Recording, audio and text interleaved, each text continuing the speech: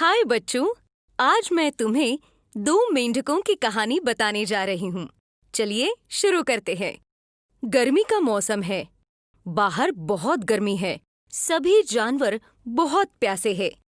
गर्मी के कारण सभी झील और तालाब सूख रहे हैं। पास में बिल्कुल भी पानी नहीं है।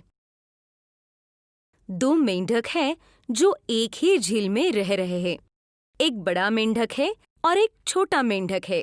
गर्मियों के कारण वो झील सूख गई है। वो दोनों मेंढक बहुत चिंतित हो गए। छोटे मेंढक ने बड़े मेंढक को कहा, हमारी झील सूख रही है। हमारे पास रहने के लिए अब पानी नहीं है। अब हमें क्या करना चाहिए? तब बड़े मेंढक ने जवाब दिया, अगर हम यहाँ रहेंगे तो हम मर जाएंगे। हमें पानी की तलाश करनी चाहिए। फिर दोनों मेंढकों ने पानी की तलाश शुरू कर दी। 2 दिन ढूंढने के बाद उन्हें एक तालाब दिखा। वो दोनों मेंढक तालाब के पास गए। वो तालाब पानी से भरा हुआ था।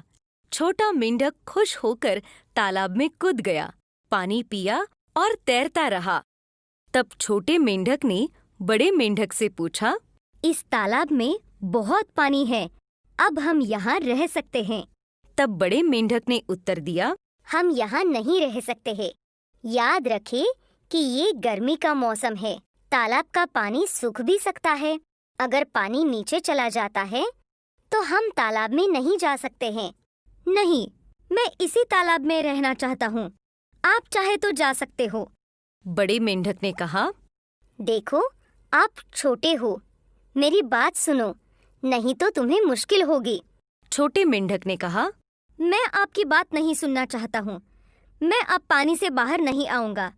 फिर छोटा मेंढक पानी के अंदर गहरा गया। बड़ा मेंढक तालाब से बाहर कूद गया और चला गया। कुछ दिनों के बाद बहुत गर्मी हो गई। तालाब का पानी पूरा सूखने लगा। छोटा मेंढक तालाब में और नीचे गिर गया। वो अपनी मदद के लिए चिल्ला रहा था, कोई मेरी मदद करो। मैं ऊपर नहीं चढ़ सकता हूँ और बाहर नहीं आ सकता हूँ। लेकिन छोटे मेंढक की मदद के लिए कोई नहीं आया। प्यारे बच्चों, देखिए कैसे छोटे मेंढक को एहसास हुआ कि अगर हम अपने बुजुर्गों की बात नहीं मानते हैं तो हमें समस्याओं का सामना करना पड़ता है। कहानी पर अपनी राय हमें बताइए। टिप्पणियों में अपनी बहुमूल्य प्रतिक्रिया लिखें। बहुत पुरानी बात है। एक जंगल में एक बहुत ही सुंदर और आकर्षक हाथी रहता था। उसका रंग सोने सा चमकता हुआ होता है। उसके दांत भी बहुत सुंदर रहते हैं। कोई भी अगर उस हाथी को एक बार देखे तो देखता ही रह जाए। वो ऐसा हाथी होता है। एक दिन उस जंगल के पास वाली नगरी से एक भेड़िया शिकार करने आता है। कितना वक्त हो गया है मुझे घूमते घूमते, लेकिन अभी तक एक भी शिकार नहीं मिला। चलो थोड़ी देर आराम कर लेता हूं। वो भेड़िया आराम करते करते सो जाता है। तभी उसे घास के अंदर खरगोश की आवाज आती है। अरे, कुछ आवाज आ रही है। वाह, ये तो खरगोश है। चलो आज इसी का शिकार करता हूं। यह सोचकर वो खरगोश के पीछे भागने लगता है, लेकिन भागते भागते वो फिसल कर एक नदी में गिर जाता है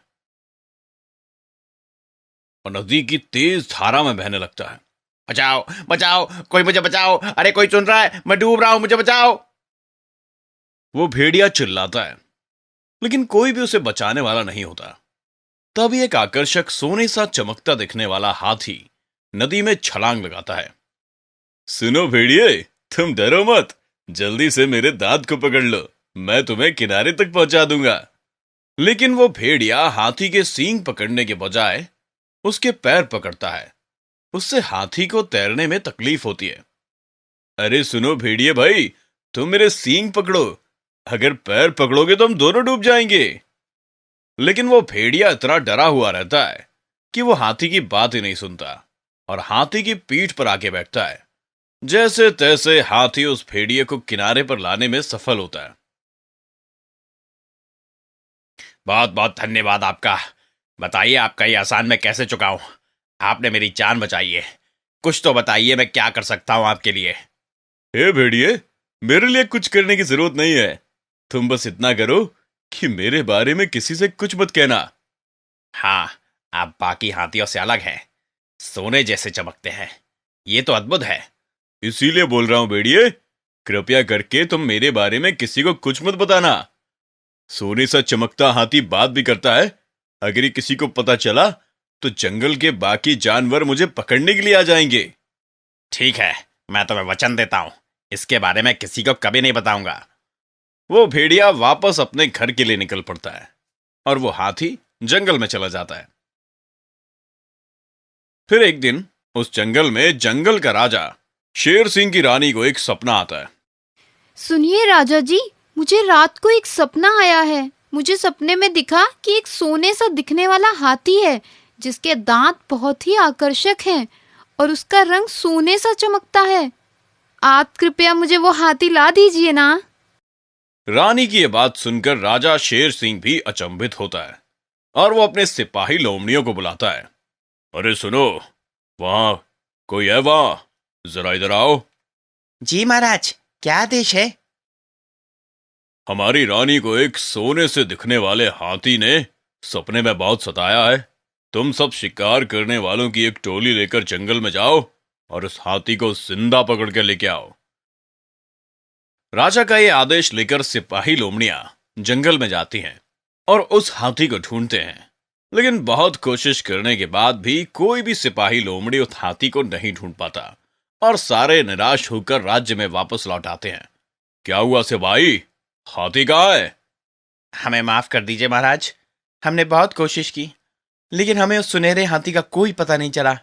हम उसे ढूंढने में असफल रहे। कोई बात नहीं, मुझे दूसरे तरीके के प्रयत्न करने पड़ेंगे। अरे सुनो, सारे राज्य में ठिंडोरा पिटवा दो कि जो भी जंगल के सुनहरे हाथी को पकड़ के लाएगा उसे 10 दिन तक बिना शिकार किए नरम नरम हिरण का मांस मिलेगा।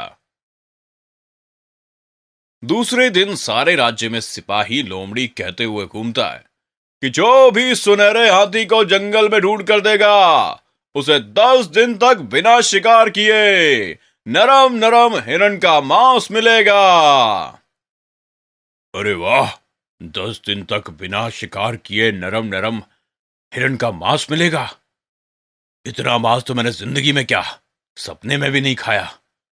एक मैं ही हूं जो सुनहरे हाथी के बारे में जानता हूं कि वो कहां रहता है। अगर उस हाथी का पता मैं राजा को बता दूं तो 10 दिन तक बिना शिकार किए नरम नरम हिरण का मांस मिलेगा। वो भेड़िया राजा शेर सिंह के पास जाता है और कहता है, कहो क्या बात है भेड़िए, तुम क्यों मिलना चाहते थे हमसे?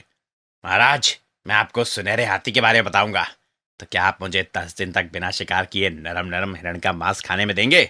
हाँ हाँ, अगर तुमने उस सुनहरे हाथी के बारे में सही में बताया तो ही तुम्हें नाम मिलेगा। निसंकोच होकर बताओ, क्या जानते हो सुनहरे हाथी के बारे में? जी महाराज। भेड़िया राजा को बताता है कि हाथी कहाँ रहता है और राजा शेर सिंह फौरन अपने लोमड़ी सिपाहियों को लेकर जंगल में उसी जगह जाता है जहां पर वो सुनहरा हाथी रहता है। वो रही गुफा महाराज, उसी गुफा में वो सुनहरा हाथी रहता है। ठीक है, तुम कल से रोज सुबह 10 दिन तक हिरण का मांस खाने आ जाना। ये कहकर राजा शेर सिंह उसे वापस भेज देता है और उस हाथी को पकड़कर अपने राज्य में लाता है। दूसरे दिन वो भेड़िया हिरण का मांस खाने के लिए आता है। हाथी उससे कहता है, तुमने ऐसा क्यों किया भेड़िया? मैंने तो तुम्हारी जान बचाई और तुमने मुझे धोखा दिया। याद है, तुमने मुझे वचन दिया था कि किसी को मेरे बारे में नहीं बताओगे। अरे हाँ हाँ ठीक है, मैंने वचन दिया था, लेकिन कोई कैसे अपने वचन पर टिका रहेगा जब उसे अच्छा अच्छा मांस बिना शिकार के खाने को मिल रहा हो, वो भी लगातार 10 दिनों तक। उस हाथी की बातें सुनकर राजा शेर सिंह हाथी से पूछता है कि क्या हुआ। तो वो हाथी राजा को सब कुछ सच सच बता देता है कि कैसे उसने उस भेड़िया की नदी में डूबने से जान बचाई थी और एक वचन लिया था। ये सुनकर राजा उस हाथी की दरियादिली से बहुत प्रभावित होता है। आप बहुत महान हो, आप जैसा हाथी हमने आज तक नहीं देखा जो उस भेड़िए को बचाने के लिए अपनी जान तक दांव पर लगाता है। आप सचमुच बहुत महान हो।